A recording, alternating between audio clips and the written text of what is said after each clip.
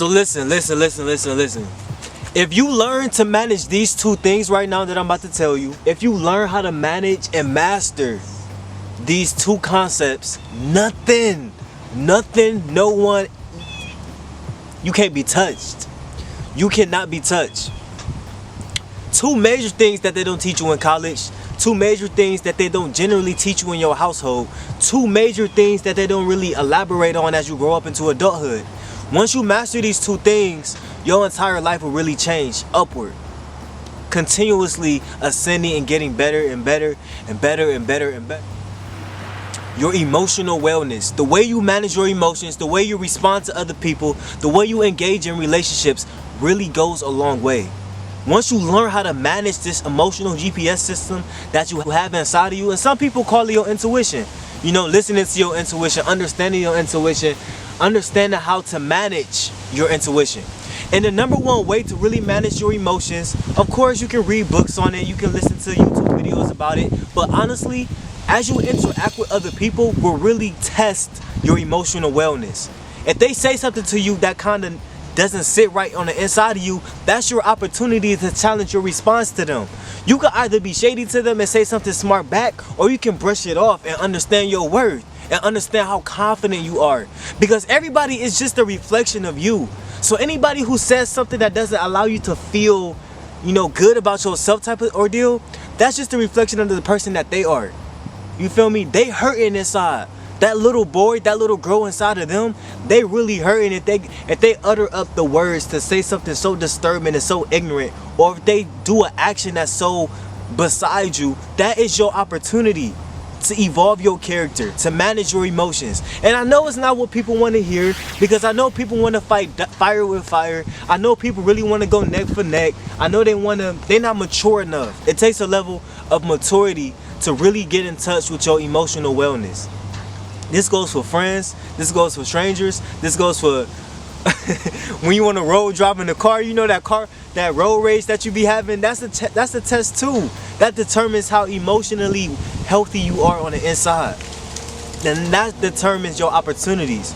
That's what companies and employers really look for. That emotional tenacity, that emotional strength that you have to really be resilient despite what somebody may say to you. Words are not meant to hurt you.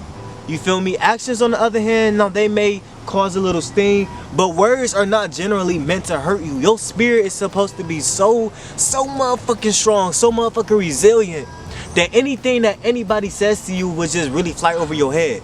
That's the goal. That's where you want to get to. You want to get to that you're so secure within yourself, that you're so confident within yourself, that any and everything somebody say that doesn't rub you the right way would just fly over you. And you'll dismiss it so gracefully. And they're going to read that energy. They're going to read how confident you are without even using your words. Because doing that inner work is going to reflect their insecurities in themselves. They're going to feel fearful. And that's why they put words on you. And that's why they talk shit about you. Like, it's an easy game to understand once you get the pattern. So that's number one. Emotional wellness, taking care of your emotional GPS on the inside.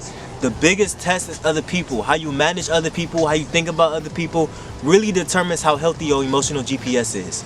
I feel like I'm low-key at an 8 out of 10 because I can still work on not judging people. I can still work on not talking shit about people. You feel me? I'm not even going to use the excuse that I'm human, because I am human. But I know that I can get better with managing my emotions towards other people. You feel me? Not allowing other people to penetrate my peace or my joy. Alright, bet. So number 2, financial literacy. Financial literacy. Now you may think with capital, with money, with credit, or with cash that you can really buy anything. You can buy a nice car, you can buy a home, you living well.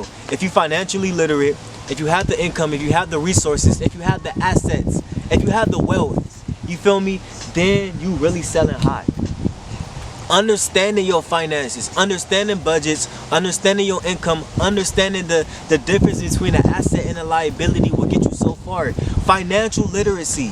It's one thing to have one source of income from your main job, but it's also another thing to diversify your income.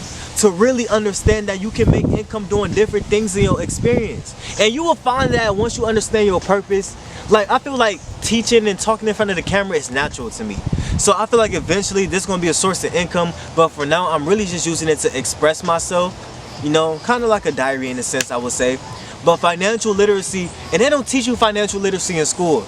They just think about it. You go to college or you go to high school, you get a job and you start working, you start earning income, but you still broke. You still living check to check. And I use the term broke loosely. I used the term broke loosely, but you still, you feel me, living paycheck to paycheck, trying to manage, trying to make ends meet, and really budgeting your time because your work is demanded. When you have that financial literacy and emotional wellness on top of that, you're high sailing. You really on a whole different level if you manage those two. You feel me? And I feel like I've been improving my financial literacy by understanding the difference between a liability and an asset, by understanding how owning property can really gain me and sell me higher, having to pay back your loans, having to pay rent, having to care for your children or whatever expenses that you might have.